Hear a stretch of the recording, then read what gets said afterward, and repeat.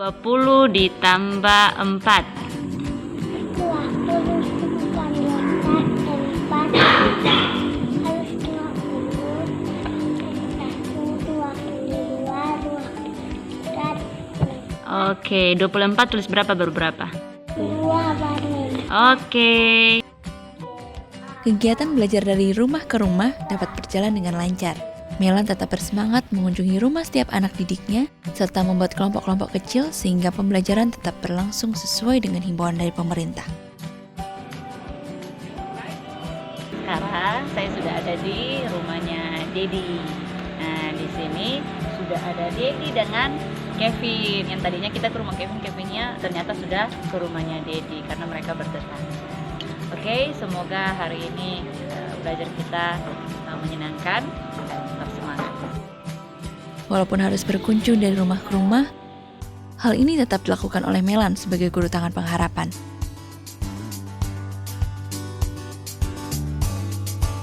Melan dan setiap anak semakin dekat dan setiap anak juga menjadi lebih aktif untuk berinteraksi dengan gurunya, sehingga Melan pun semakin tahu kemampuan dari setiap anak. Selain itu, Melan juga mengajarkan mereka cara menanam sayur-sayuran yang benar.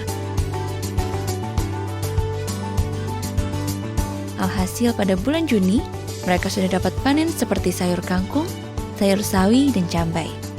Ekspresi bahagia terpancar dari wajah mereka, karena mereka dapat belajar calistung serta dapat menikmati sayur-sayuran yang segar. Pada pertengahan bulan Juni, 13 siswa-siswi dapat menyelesaikan proses belajar di PAUD dan dapat melanjutkan ke tingkat SD. Setiap orang tua sangat berterima kasih karena walaupun tinggal di pedalaman, anak-anak tetap mendapatkan pendidikan yang layak.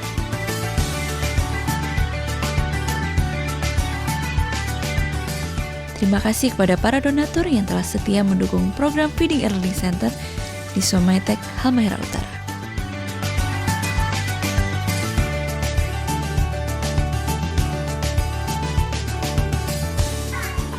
Bersama kita mendukung anak-anak di pedalaman Indonesia demi menggapai masa depan yang lebih baik. Helping people live a better life.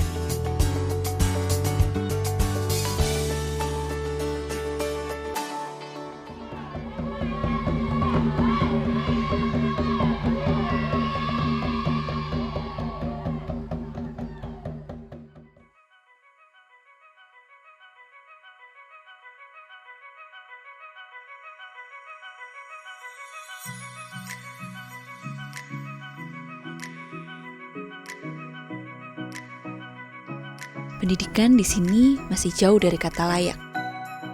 Tidak adanya guru dan fasilitas sekolah membuat mereka sangat ketinggalan dalam hal pendidikan. Dan kesadaran dalam belajar pun masih sangat kurang.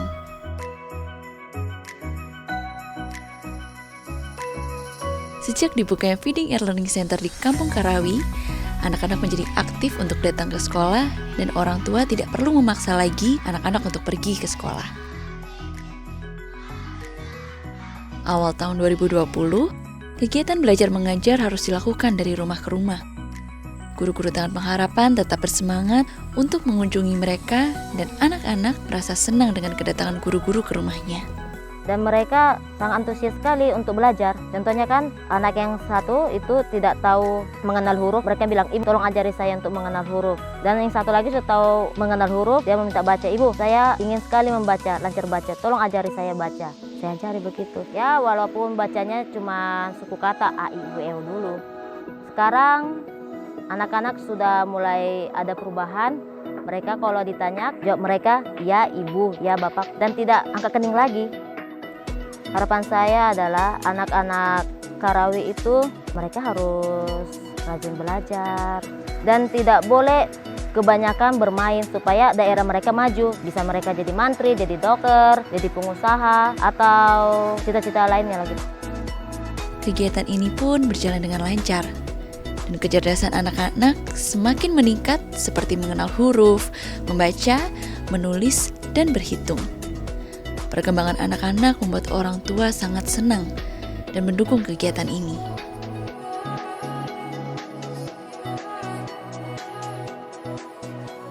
Terima kasih kepada para donatur yang telah setia mendukung program sponsorship guru pedalaman di FLC Karawi, Yapen, Papua. Bersama kita mendukung pendidikan di pedalaman Indonesia sehingga melahirkan generasi muda yang berkualitas. Helping people live a better life. Pohon itu termasuk benda hidup atau benda mati? Hidup. Kenapa? Hidup. Mengapa dia dikatakan benda hidup? Karena apa, Sam? Tangan dulu buat Sam. Karena dia tumbuh menjadi besar. Lihat di sini. Bagian-bagian tumbuhan. Kira-kira kalian lihat di sini ada apa? Selama pandemi COVID-19 yang sedang terjadi di Indonesia, belajar dari rumah pun harus dijalani oleh setiap anak. Belajar secara online telah dianjurkan oleh pemerintah, tapi lain halnya dengan anak-anak yang ada di pedalaman. Tidak adanya listrik dan sinyal membuat mereka kesulitan untuk belajar. Hari ini seperti biasa, saya akan pergi mengajar dari rumah ke rumah. Dan hari ini saya akan pergi mengajar di rumahnya Noven. Noven ini siswa kelas 1 di SDN Tainino, anak Feeding and Learning Center Yayasan Tangan Pengharapan, yang rumahnya di pinggir pantai yang paling jauh dari anak-anak yang lain. Nah, sekarang saya akan berjalan ke sana. Ayo, kita berangkat.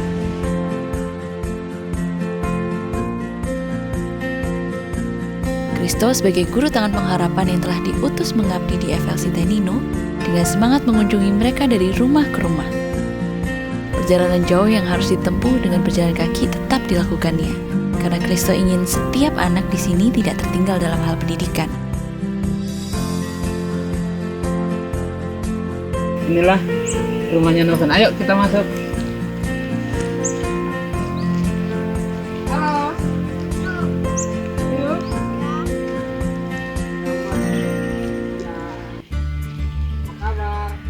Rasa lelah pun hilang ketika melihat anak-anak menyambutnya dengan penuh antusias. Kegiatan ini berjalan dengan lancar dan setiap anak semakin memperlihatkan kemajuannya dalam hal akademik seperti membaca, menulis, dan berhitung.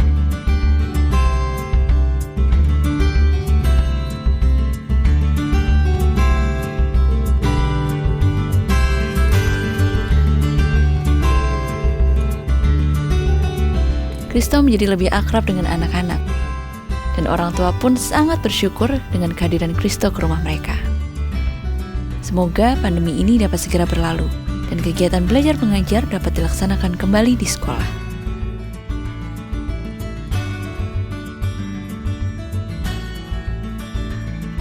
Terima kasih kepada para donatur yang telah setia mendukung program Feeding and Learning Center di Desa Tainino, Timur Tengah Utara.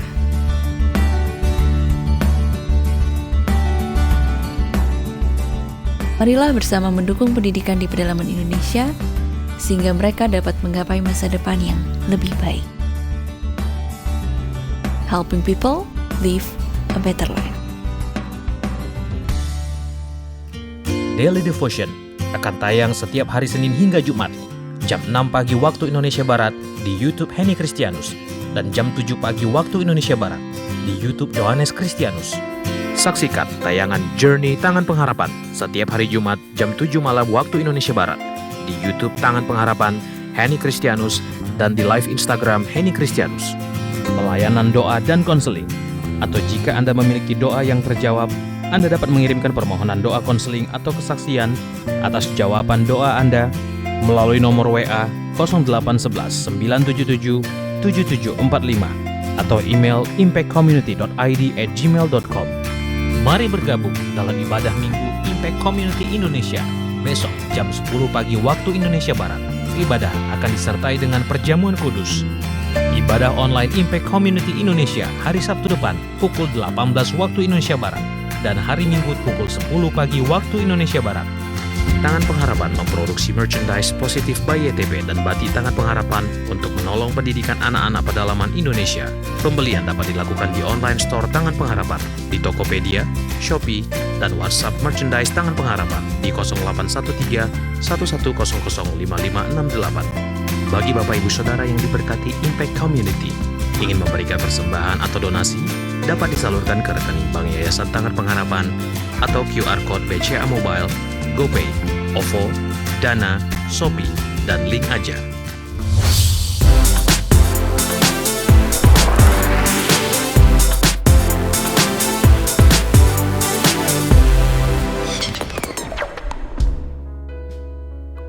Tahukah saudara bahwa Tuhan yang kita sembah adalah Tuhan yang sangat setia, Tuhan yang selalu bersama dengan hidup kita, saudara.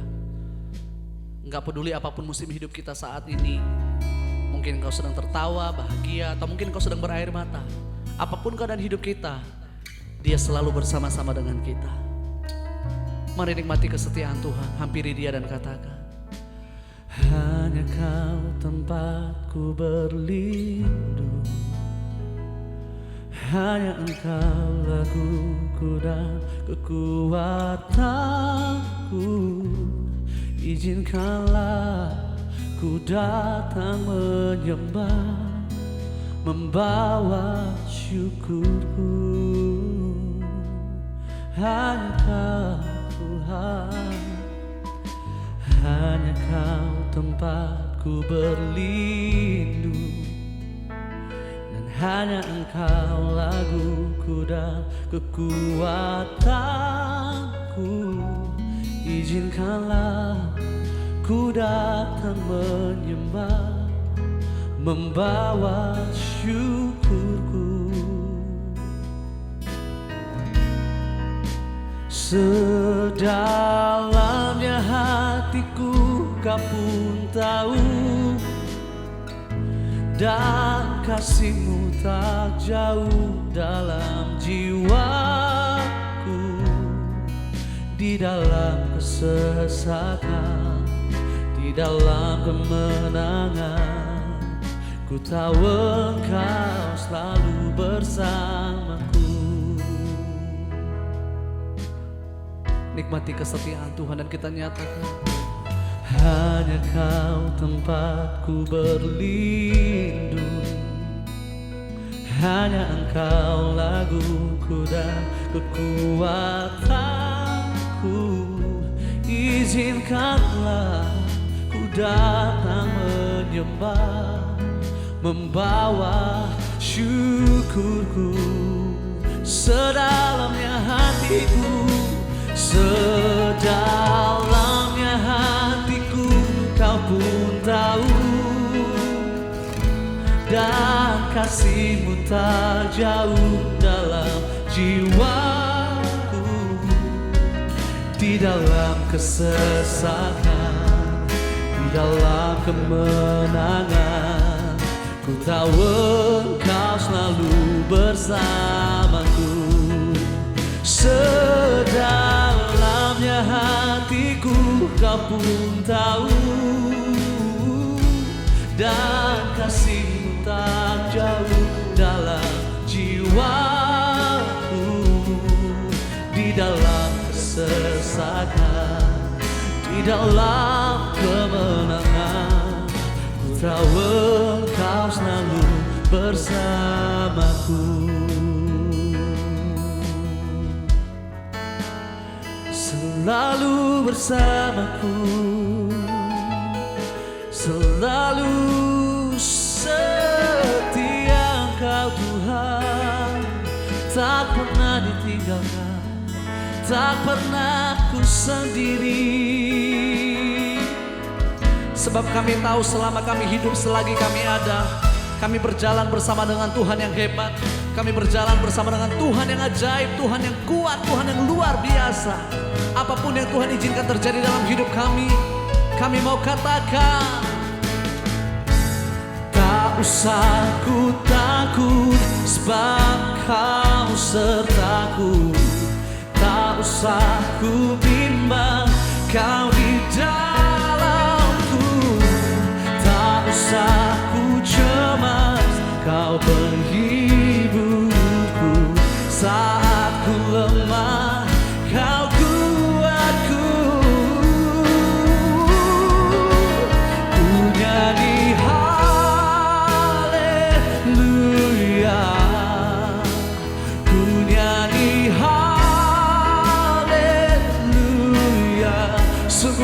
hebat, ajaib perkasa perbuatanmu. Dimanapun saudara berada hari ini, angkat tanganmu, puji Dia, serukan. Ku nyanyi haleluya, ku nyanyi haleluya. Sungguh Kau hebat, ajaib, Yesus Tuhan kita, perbuatanmu.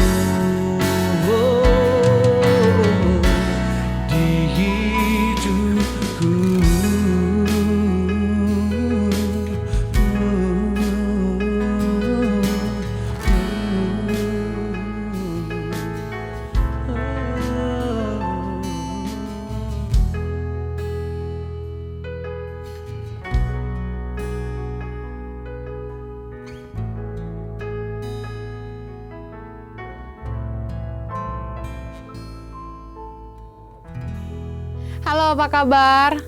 Terima kasih banyak masih terus mengikuti ibadah online bersama dengan saya dan Impact Community Indonesia. Setulus hati mengucapkan terima kasih buat taburannya bagi pelayanan Tangan Pengharapan dan juga Impact Community Indonesia.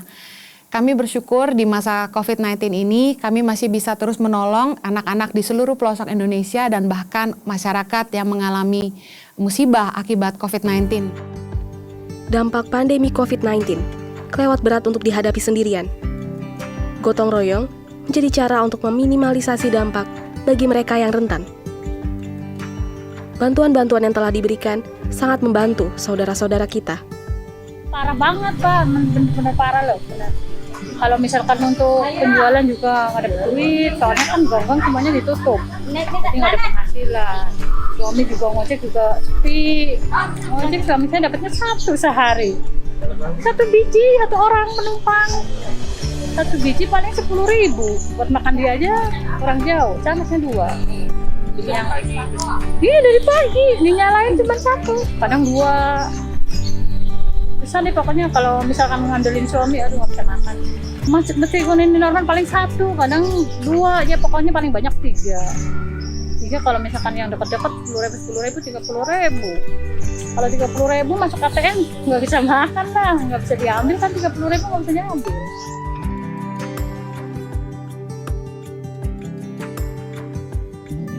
Jujur, saya ngerasain sehari itu untuk mendapatkan 50 sampai 100 ribu itu susah sekali. Itu harus benar-benar nunggu dan mencari itu dari pagi sampai malam. Gitu. Itu nggak cukup buat nutupin kebutuhan kita yang sudah berproganda. Selain aktivitas kita sebagai warga, kita coba cari-cari tambahan. Jadi sebenarnya apa aja yang bisa untuk nambahin makanan kita kerjain kalau saat ini. Jadi nggak pilih-pilih. Gitu. Salah satu contoh hari ini saya cuma dapat 2. Kalau hari ini jujur saya cuma dapat 2. Tuh, 2. Peduli Sesama Tangan Pengharapan telah memasuki minggu ke-24. Pada minggu ini, 834 bantuan sembako telah disalurkan ke wilayah Mangga 2 Jakarta Pusat, pengemudi ojek online, dan beberapa wilayah pedalaman di Halmahera Utara dan Papua. 400 paket nasi siap saji dibagikan di wilayah stasiun Jatinegara, Jembatan 5, dan Palmerah. Pembagian 150 APD ke Rumah Sakit Wisma Atlet dan pemberian dana tunai bagi 57 kepala keluarga.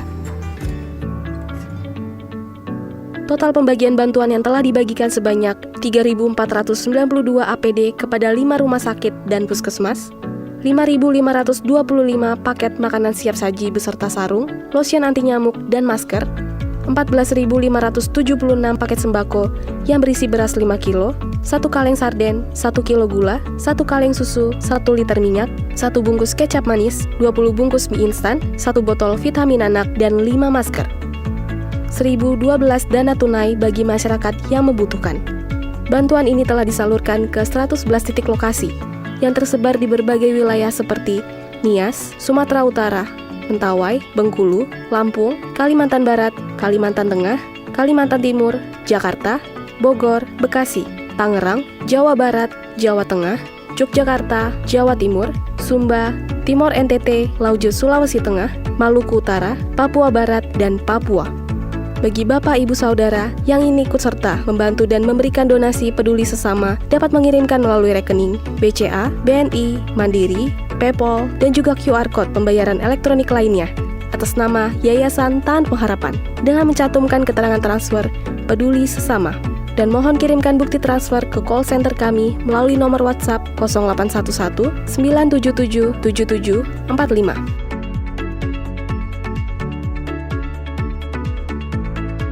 Bunda Teresa berkata, "It's not how much we give, but how much love we put into giving." Terima kasih kepada para donatur yang membantu mereka yang membutuhkan melalui pertolongan Yayasan Tahan Pengharapan. Helping people live a better life.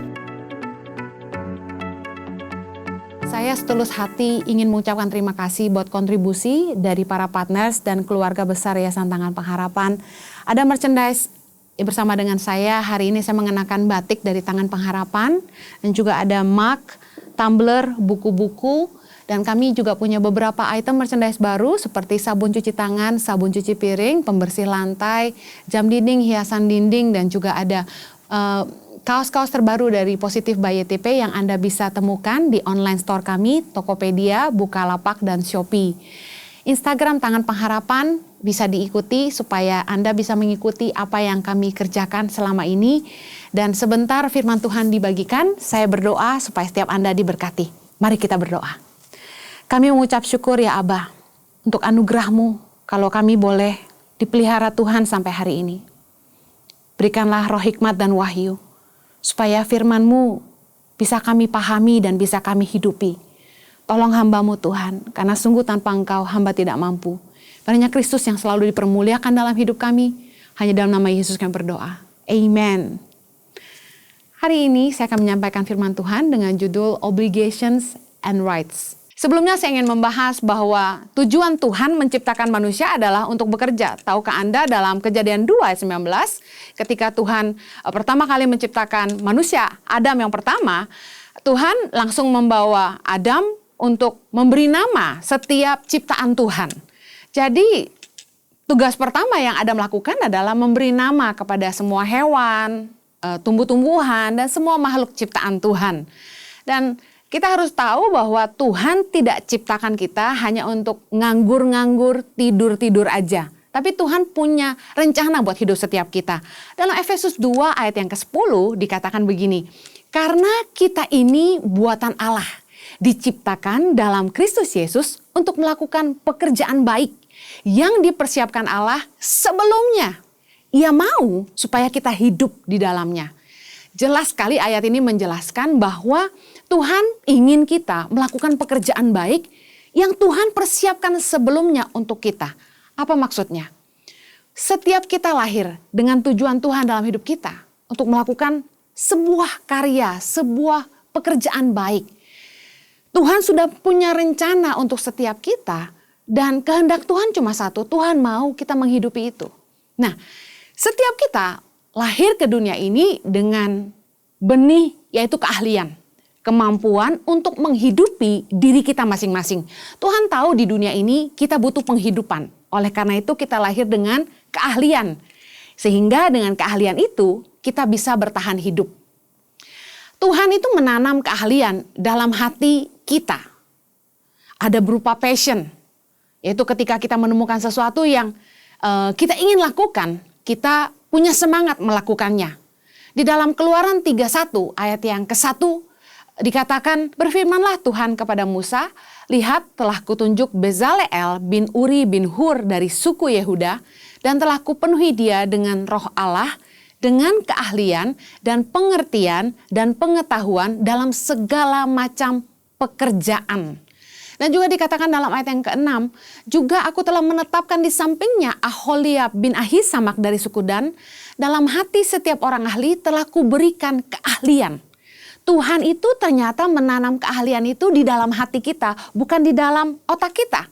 Kalau kita kuliah, kita sekolah, semua teori, semua pelajaran yang kita bisa pelajari, semua itu masuk di dalam otak kita. Tetapi semangat untuk mengerjakan pekerjaan kita, bahkan ide-ide, kekreativitasan, kepandaian untuk melakukannya, itu keluarnya dari hati. Saya kasih contoh. Banyak orang yang kuliah jadi guru. Tapi berapa banyak guru yang sungguh-sungguh pandai mengajar? Karena keahlian itu ditanamkan dalam hati. Saya percaya bahwa setiap orang itu lahir dengan keahlian dari Tuhan, supaya kita bisa menghidupi hidup kita. Tahukah Anda bahwa banyak orang yang tidak menyadari kewajibannya, tapi menuntut haknya. Maunya hidup enak, maunya nyaman, bisa beli apa saja. Tapi mereka lupa satu hal, bahwa kewajiban mereka adalah bekerja. Kalau kita tidak bisa bekerja, kita tidak mau memanfaatkan waktu kita untuk membangun masa depan kita, kita tidak akan menuai apa-apa. Orang yang mau berkeluarga harus bekerja supaya bisa mencukupi kebutuhan rumah tangganya. Karena kita tahu bahwa nikah tidak hanya pakai cinta. Banyak masalah dalam rumah tangga yang muaranya cuma satu, yaitu uang. Kebutuhan rumah tangga yang tidak terpenuhi dan gagalnya suami dalam berfungsi mengakibatkan banyak permasalahan dalam rumah tangga. Rata-rata perceraian cuma terjadi ujung-ujungnya karena apa? Karena uang. Saya ingin memberikan contoh hak dan kewajiban. Di dalam keluarga, orang tua punya kewajiban untuk mengasihi anak-anak mereka, merawat anak-anak mereka, mendidik, menyekolahkan mereka. Orang tua punya kewajiban untuk bekerja menafkahi keluarganya. Bukan sebaliknya, bukan anak-anak yang harus bekerja untuk orang tuanya. Dalam 2 Korintus 12 ayat 14b dikatakan, karena bukan anak-anak yang harus mengumpulkan harta untuk orang tuanya, melainkan orang tualah untuk anak-anaknya. Di NTT saya temukan banyak anak-anak yang justru harus bekerja untuk menafkahi orang tuanya. Ironis sekali. Tahukah Anda, Amsal 13 ayat 22 berkata, orang baik meninggalkan warisan bagi anak cucu. Tapi herannya, justru di masa tua, orang tua malah berusaha anaknya yang harus bisa menghidupi dia, bukannya orang tua yang meninggalkan warisan buat anak-anaknya. Tidak sedikit yang malah meninggalkan hutang. Apa kewajiban anak-anak? Tentu kewajiban anak-anak bagi orang tua adalah menghormati dan mengasihi orang tua mereka. Kewajiban anak-anak yang sudah dikasihi, sudah dipelihara, diberi makan, disekolahkan oleh orang tua mereka adalah sekolah dengan sungguh-sungguh. Mengerti prioritas. Belajar dulu baru main game. Bukannya main game baru belajar. Mengerti bahwa di dalam masa mudanya dia harus membuat keputusan-keputusan yang benar. Seperti memilih teman yang tepat. Menggunakan masa muda mereka dengan baik. Patuh atau taat pada orang tua. Banyak anak-anak yang memiliki orang tua yang baik, yang sudah mencukupi semua kebutuhan mereka. Tapi tetap tidak tahu berterima kasih kepada orang tuanya. Kewajiban orang tua mengasihi, mendidik, membesarkan, menyekolahkan anak-anak. Sebaliknya kewajiban anak-anak mengasihi, menghormati, dan taat kepada orang tua. Belajar sungguh-sungguh. Nah, apa yang terjadi ketika orang tua dan anak tidak menjalankan kewajiban mereka tapi menuntut haknya? Anak minta dimengerti. Minta semua keinginannya dituruti. Sementara orang tua sebaliknya. Tidak menghidupi anaknya, tidak memberi teladan buat anak-anaknya, tetapi minta supaya anak-anaknya menghormati dia dan minta supaya di masa tuanya dia dipelihara. Sebaliknya hubungan suami istri juga demikian. Kalau kita mengerti kewajiban kita sebagai kepala keluarga, kita mengerti kewajiban kita sebagai istri, kita mengerti kewajiban kita sebagai suami, baru kemudian kita boleh menuntut hak kita. Saya beri contoh, 1 Timotius 3 ayat keempat bilang gini, seorang kepala keluarga yang baik disegani dan dihormati oleh anak-anaknya. disegani dan dihormati merupakan akibat. Akibat dari seorang ayah menjadi kepala keluarga yang baik. 1 Petrus 3 berkata, ayat yang pertama, demikian juga kamu hai istri-istri tunduklah kepada suamimu, supaya jika ada di antara mereka yang tidak taat kepada firman, mereka juga tanpa perkataan dimenangkan oleh kelakuan istrinya. Kewajiban bagi para istri adalah tunduk kepada suaminya. Apa kewajiban suami kepada istri? Ayat yang ke-7, 1 Petrus 3 berkata begini, demikian juga kamu, hai suami-suami, hiduplah bijaksana dengan istrimu sebagai kaum yang lebih lemah. Hormatilah mereka sebagai teman pewaris dari kasih karunia, yaitu kehidupan, supaya doamu jangan terhalang. Kewajiban suami adalah menghargai istri mereka, menghormati istri sebagai teman pewaris kasih karunia. Hidup bijaksana dengan istri. Kewajiban istri adalah tunduk kepada suami. Nah, kenapa pertengkaran seringkali terjadi?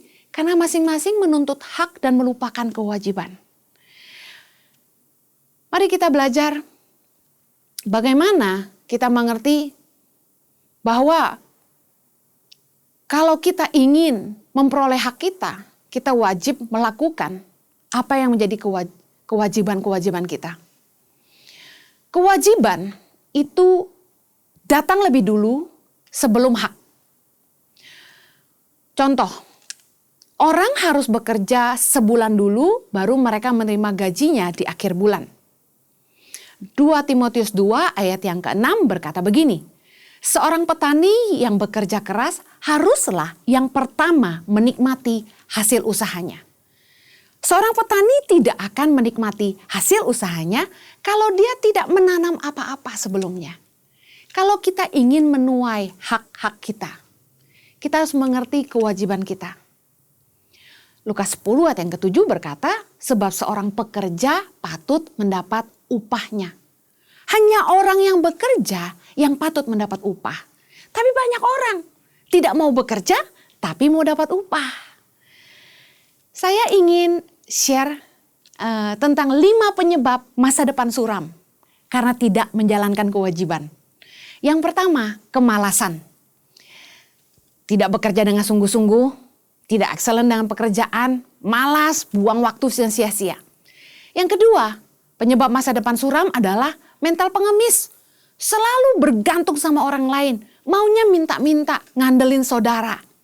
Yang ketiga, menyia-nyiakan masa muda. Yang keempat, penyebab masa depan suram adalah kebiasaan atau tabiat buruk. Yang kelima, memilih pergaulan atau pasangan hidup yang salah. Di sepanjang hidup saya memperhatikan anggota-anggota keluarga yang hidupnya susah sekali. Saya coba menyelami kenapa orang miskin. Apa yang menyebabkan orang memiliki masa depan yang suram. 5 hal ini merupakan penyebab terbanyak yang saya temukan. Yang pertama, kemalasan. Yang kedua, mental pengemis. Yang ketiga, menyia-nyiakan masa muda. Yang keempat, kebiasaan atau tabiat buruk. Dan yang kelima, karena memilih pergaulan atau pasangan hidup yang salah. Saya ingin bahas tentang kemalasan. Orang yang malas, kata firman Tuhan, tidak akan memperoleh apa-apa. Amsal 20 ayat yang keempat berkata begini, pada musim dingin si pemalas tidak membajak. Jikalau ia mencari pada musim menuai maka dia tidak dapat apa-apa. Orang yang gak ngerti kewajibannya tidak akan bisa menuntut haknya. Amsal 13 ayat yang keempat, hati si pemalas penuh keinginan tapi sia-sia. Sedangkan hati orang rajin diberi kelimpahan. Uang gak jatuh dari atas pohon. Kita harus bekerja keras. Kita harus mengumpulkan. Kita harus pandai mengelola keuangan. Kita harus tekun bekerja. Kalau Anda bilang, capek Kak Heni kerja terus? Kerja apapun gak ada yang gak capek. Semua pekerjaan melelahkan. Tapi bukankah karena kita lelah, kita bisa istirahat dengan baik di malam hari? Kalau Anda habis olahraga, Anda capek sekali, saya yakin Anda jadi bisa tidur nyenyak. Kalau kita tidak mau punya masa depan yang suram, firman Tuhan mengingatkan kita, jangan jadi orang malas. Orang yang malas itu nggak akan nuai apa-apa. Yang kedua yang menjadi penyebab masa depan suram adalah mental pengemis. Mental pengemis adalah orang yang selalu mengandalkan orang lain. Melihat orang tua mampu, santai-santai aja di masa muda. Kuliah nggak sungguh-sungguh, udah umur 20-an nggak kerja. Pikiran harta orang tua masih banyak.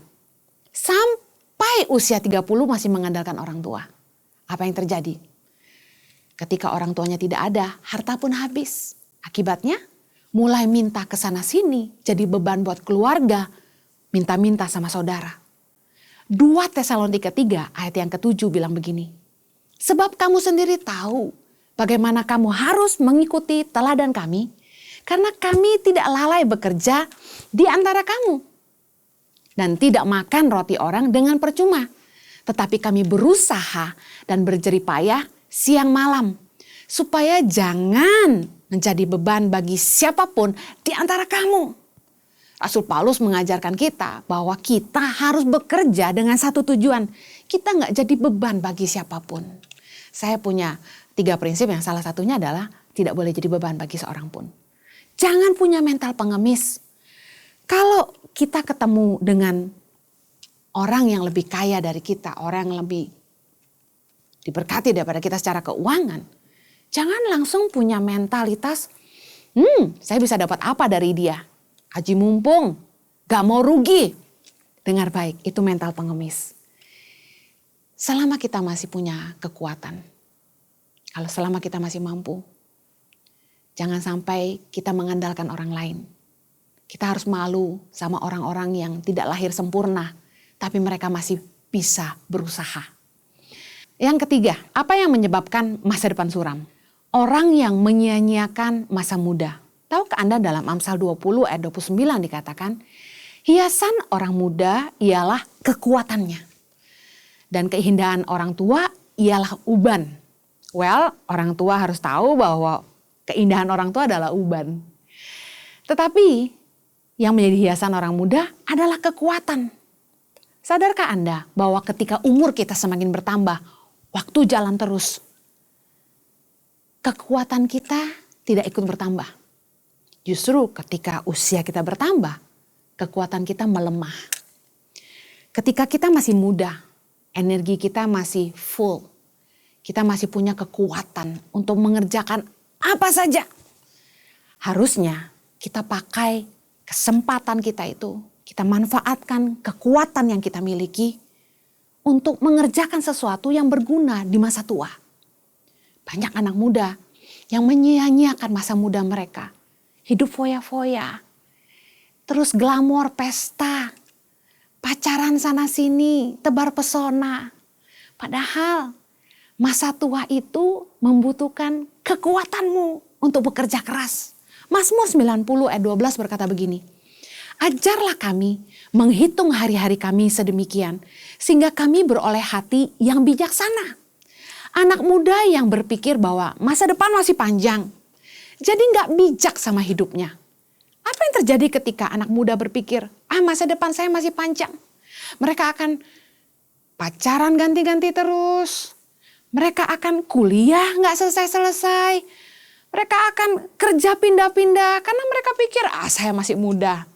Ingat loh, batas usia dalam melamar kerja itu di bawah 35 tahun. Jadi jangan sampai kita nggak memanfaatkan sisa waktu yang ada untuk menemukan tempat terbaik untuk kita. Banyak anak muda yang sia-siakan kekuatannya untuk mengerjakan hal-hal yang nggak perlu. Mumpung masih muda, harusnya anak muda berani ambil resiko. Kalaupun harus bekerja dari nol, dari bawah, so what? Belajarlah sebanyak-banyaknya. Kita harus mau belajar dari bawah. Karena ketika nanti suatu hari Anda di atas, bawahanmu nggak bisa bohongi kamu. Kalaupun harus bekerja pagi siang malam, bekerjalah dengan giat.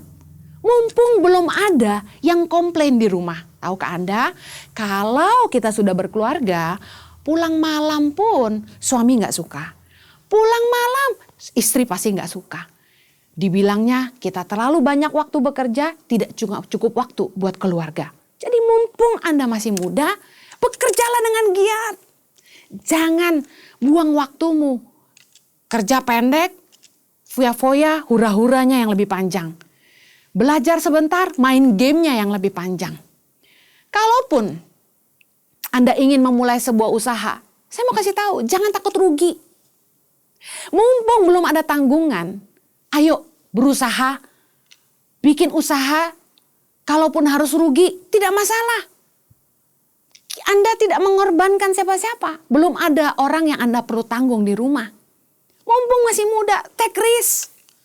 Pakai masa mudamu untuk belajar dan bekerja sungguh-sungguh. Manfaatkan kekuatanmu untuk membangun masa depanmu. Kalau bisa sukses di usia muda, kenapa tidak? Saya sayangkan anak-anak muda yang menyia-nyiakan kesempatan mereka. Ibarat bunga, kita tidak mekar selamanya. Pakai masa mudamu dengan baik. Yang keempat, apa yang menyebabkan masa depan suram adalah kebiasaan atau tabiat buruk. Well, mau kerja dimanapun, sepintar apapun degreemu, S1, S2, S3, S-teler dan sebagainya, seberapa banyak pun hartamu, setinggi apapun jabatanmu, semua tabiat buruk dan kebiasaan burukmu akan menghancurkanmu. Orang-orang yang suka berhutang, orang-orang yang suka berjudi, mabuk-mabukan, apalagi main perempuan, lengkap sudah. Orang-orang yang tidak tepat janji, nggak bisa dipercaya, selalu nunda, lelet, sombong, memandang rendah orang lain. Sifat-sifat buruk ini, kebiasaan buruk ini akan menghancurkan kita kalau kita nggak mau berubah. Bukannya Tuhan nggak sanggup tolong kita, tapi kalau kita nggak bisa menang atas kelemahan diri kita sendiri, kita nggak akan bangun apa-apa. Saya belajar untuk tidak berhutang, sekalipun susah. Saya belajar mengandalkan Tuhan, dan Tuhan tidak pernah mengecewakan saya. Saya percaya bahwa nilai sebuah kepercayaan itu sangat penting. Kalau saya bisa memilih, saya akan pilih orang yang mungkin tidak terlalu pintar, tapi bisa dipercaya, daripada orang yang pintar banget, tapi nggak bisa dipercaya. Jadilah orang yang bisa dipegang omongannya. Karena nilai kepercayaan itu lebih daripada apapun. Nama baik lebih berharga daripada emas dan perak, kata firman Tuhan. Dan kita harus belajar dalam hidup ini, setinggi apapun jabatan kita, sebanyak apapun Tuhan memberkati kita, kita nggak boleh memandang rendah orang lain, kita nggak boleh sombong, kita nggak boleh berubah. Karena apalah kita, kalau Tuhan mau ambil semuanya, kita nggak bisa hentikan. Nasib kita di tangan Tuhan. Kalau orang mau sombong, saya cuma bilang gini, satu kali hembusan nafas Tuhan, kita sudah tidak ada. Kita cuma debu aja. Saya sudah menghadiri banyak pemakaman. Dan di titik itu kita baru sadar bahwa keputusan untuk mati dan hidup tuh di tangan Tuhan. Yang terakhir, penyebab masa depan suram adalah akibat karena memilih pergaulan dan pasangan hidup yang salah. Tahukah Anda bahwa masa depan kita ditentukan dari beberapa hal ini? Yang pertama, siapa yang kita dengar, nasihat-nasihat teman-teman di sekitar kita. Yang kedua, masa depan kita ditentukan oleh investasi waktu kita. Apa yang Anda lakukan dengan waktu-waktu Anda? Apa yang Anda pelajari? Anda bekerja apa?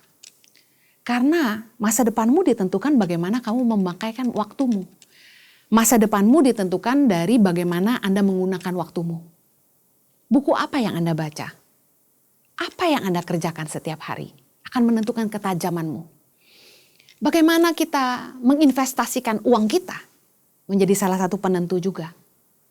Masa depan kita mau bawa kemana. Jangan investasikan uangmu untuk hal yang sia-sia. Banyak orang yang ditipu hari-hari ini dengan tawaran bunga yang besar, taruh uang, invest, usaha yang kelihatannya begitu mudah dan hasilnya luar biasa. Saya mau bilang ada satu pelajaran penting yang kakak saya ajarkan kepada saya. When it's too good to be true, it's not true. Kalau hal itu terlalu luar biasa, biasanya itu nggak benar. Tidak ada jalan mudah menuju sukses. Harta yang diperoleh sedikit demi sedikit itu, kata firman Tuhan, jauh lebih penting daripada orang yang ingin cepat kaya. Perhatikan baik-baik siapa yang Anda dengar dalam hidupmu, pergaulanmu, karena orang-orang di sekitarmu menentukan masa depanmu. 1 Korintus 15 ayat 33 berkata, janganlah kamu sesat, pergaulan yang buruk merusakkan kebiasaan yang baik. Saya percaya bahwa pilihan kita dalam menentukan siapa yang menjadi pendamping hidup kita merupakan keputusan yang sangat besar yang akan menentukan masa depan kita. Maaf kalau boleh bilang, hari ini pasti banyak orang yang menyesal dengan keputusan mereka menikah dengan pasangan yang salah.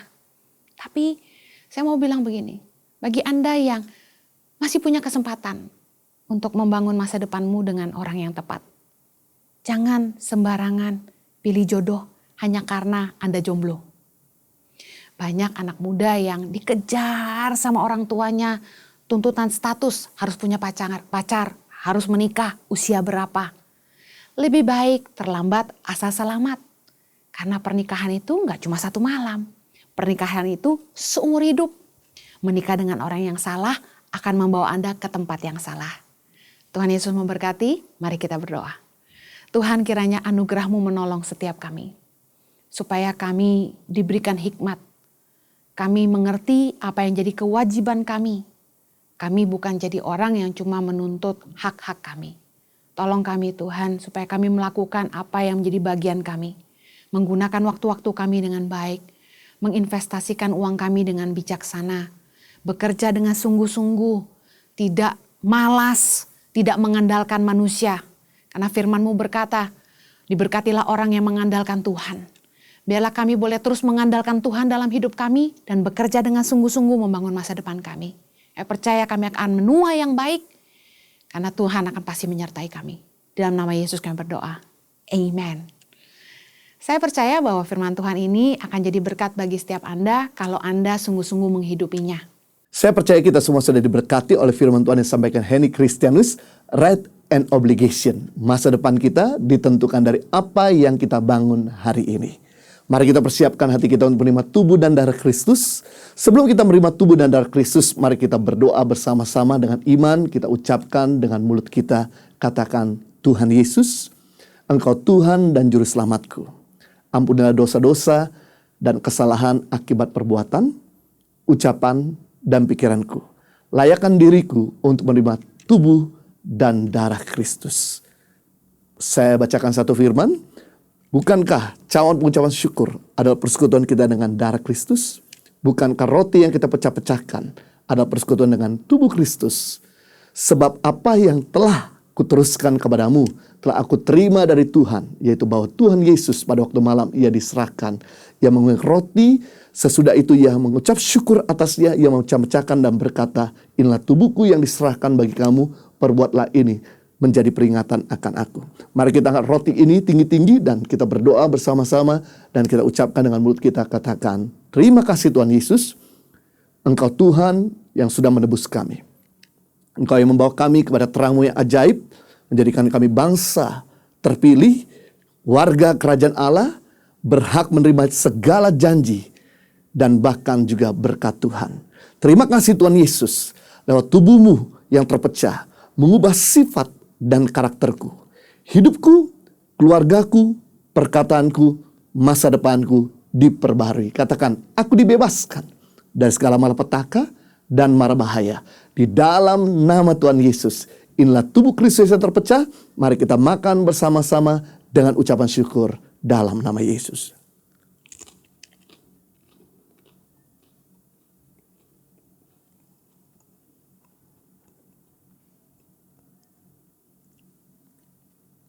Demikian juga yang mengambil cawan sesudah makan, lalu berkata, cawan ini adalah perjanjian baru yang dimateraikan oleh darahku. Perbuatlah ini setiap kali kamu minumnya menjadi peringatan akan aku. Sebab setiap kali kamu makan roti ini dan minum cawan ini, kamu memberitakan kematian Tuhan sampai Ia datang. Mari kita mengangkat cawan perjanjian ini tinggi-tinggi. Dengan iman kita berdoa dan ucapkan dengan mulut kita. Katakan, terima kasih Tuhan Yesus atas penebusanmu di atas kayu salib. Aku dan keluargaku dilepaskan dari segala kutuk. Terima kasih Tuhan Yesus buat darahmu yang tertumpah. Bilur-bilurmu menyembuhkanku dari berbagai macam sakit penyakit akibat dosa, virus, kuman, bakteri, dan serangan roh jahat. Katakan, aku tidak terkena kanker, tumor, leukemia, pendarahan. Aku tidak terkena stroke, dirawat di ruang ICU. Katakan, jantungku, paru-paruku, ginjalku, liverku, lambungku, semuanya sehat. Segala kelemahan tubuhku, penderitaanku sudah diselesaikan di atas kayu salib. Katakan, kuasa kegelapan sudah dihancurkan. Hipnotis, santet, tenung, guna-guna tidak dapat mengenaiku. Hidupku dipagari Tuhan. Hidupku berkelimpahan, tidak kekurangan. Setiap hari aku berjalan mujizat Tuhan, mengalami terobosan dan meraih janji Tuhan. Di dalam nama Tuhan Yesus, inilah darah Kristus yang tertumpah. Mari kita minum bersama-sama di dalam nama Tuhan Yesus.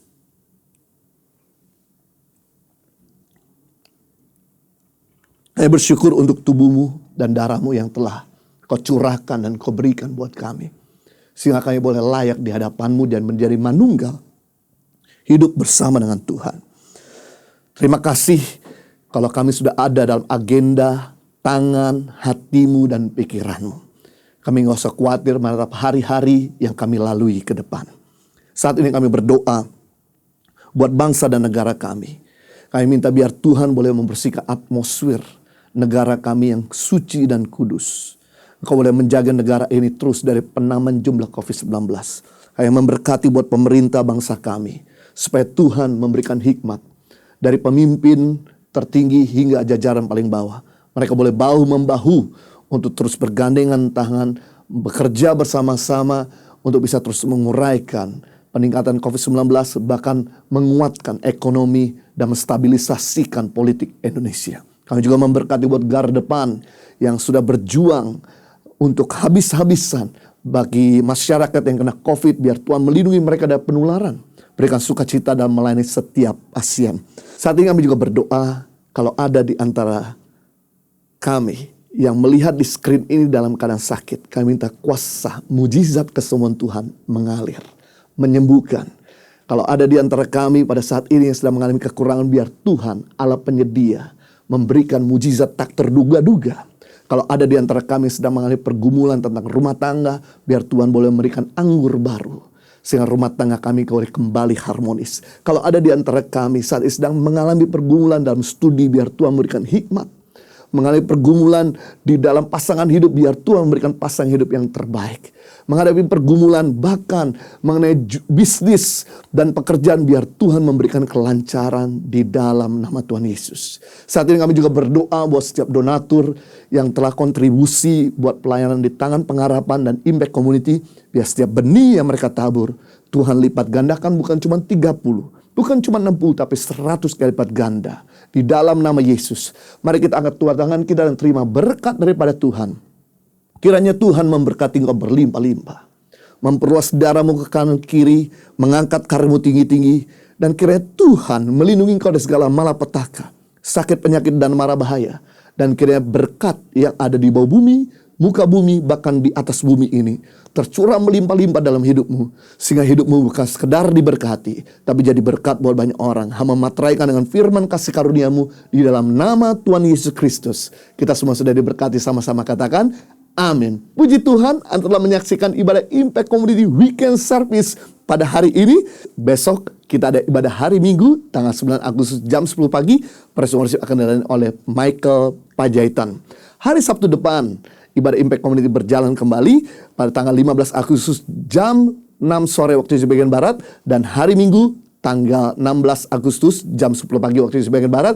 Praise worship akan dilayani oleh Yesua Abraham dan Bobby Fabian. Bagi Bapak, Ibu, dan Saudara yang ingin memberkati pelayanan Impact Community dan Yayasan Pengharapan untuk menolong mereka yang membutuhkan di saat-saat COVID-19 ini, Anda bisa memberikan persembahan atau donasi Anda pada nomor rekening yang ada di layar kaca. Setelah saat mengucapkan banyak terima kasih atas support dan dukungan Bapak Ibu. Kami berdoa biar setiap benih yang saudara tabur, Tuhan lipat gandakan. Have a good weekend. Stay safe, stay healthy, stay productive. God bless you. Syukur bagimu Tuhan, segala hormat bagimu Tuhan, Allah yang mengasihiku, Allah yang memeliharaku. Syukur bagimu Tuhan, segala hormat bagimu Tuhan, Allah yang mengasihiku, Allah yang memeliharaku selamanya, selamanya, selamanya. Dampak pandemi COVID-19 kelewat berat untuk dihadapi sendirian. Gotong royong menjadi cara untuk meminimalisasi dampak bagi mereka yang rentan. Bantuan-bantuan yang telah diberikan sangat membantu saudara-saudara kita. Parah banget Pak, benar parah loh. Benar. Kalau misalkan untuk penjualan juga nggak ada duit, soalnya kan gang-gang semuanya ditutup, jadi nggak ada penghasilan. Suami juga ngojek juga sepi. Ngojek suami saya dapatnya 1 sehari. 1 biji, 1 orang penumpang. 1 biji paling 10.000. Buat makan dia aja orang jauh, canasnya 2. Iya dari pagi, dinyalain cuma 1, kadang 2. Bisa deh pokoknya kalau misalkan ngandelin suami, aduh nggak bisa makan. Meskipun ini normal paling 1, kadang 2, ya pokoknya paling banyak 3 kalau misalkan yang dekat-dekat 10.000, 30.000. Kalau 30.000 masuk ATM nggak bisa makan lah, nggak bisa diambil kan 30.000 nggak bisa diambil.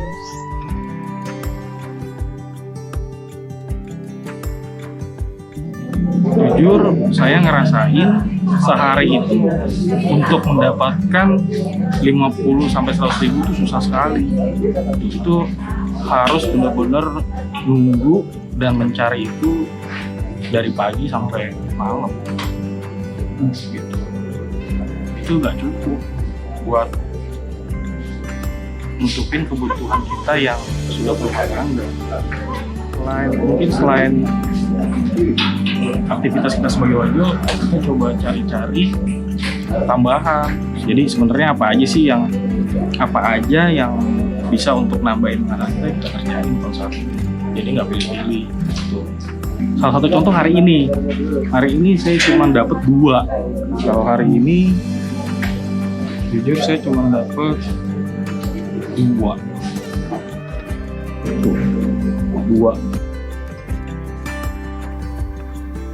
Peduli Sesama Tanpa Harapan telah memasuki minggu ke-24. Pada minggu ini, 834 bantuan sembako telah disalurkan ke wilayah Mangga 2 Jakarta Pusat, pengemudi ojek online, dan beberapa wilayah pedalaman di Halmahera Utara dan Papua. 400 paket nasi siap saji dibagikan di wilayah stasiun Jatinegara, Jembatan 5, dan Palmerah. Pembagian 150 APD ke Rumah Sakit Wisma Atlet dan pemberian dana tunai bagi 57 kepala keluarga. Total pembagian bantuan yang telah dibagikan sebanyak 3.492 APD kepada 5 rumah sakit dan puskesmas, 5.525 paket makanan siap saji beserta sarung, lotion anti nyamuk, dan masker, 14.576 paket sembako yang berisi beras 5 kilo, 1 kaleng sarden, 1 kilo gula, 1 kaleng susu, 1 liter minyak, 1 bungkus kecap manis, 20 bungkus mie instan, 1 botol vitamin anak, dan 5 masker. 1.012 dana tunai bagi masyarakat yang membutuhkan. Bantuan ini telah disalurkan ke 111 titik lokasi yang tersebar di berbagai wilayah seperti Nias, Sumatera Utara, Mentawai, Bengkulu, Lampung, Kalimantan Barat, Kalimantan Tengah, Kalimantan Timur, Jakarta, Bogor, Bekasi, Tangerang, Jawa Barat, Jawa Tengah, Yogyakarta, Jawa Timur, Sumba, Timor NTT, Laujo Sulawesi Tengah, Maluku Utara, Papua Barat, dan Papua.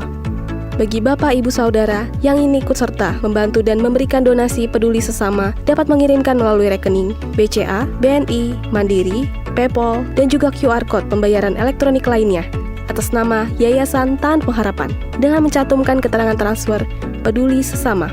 Dan mohon kirimkan bukti transfer ke call center kami melalui nomor WhatsApp 0811 977 7745.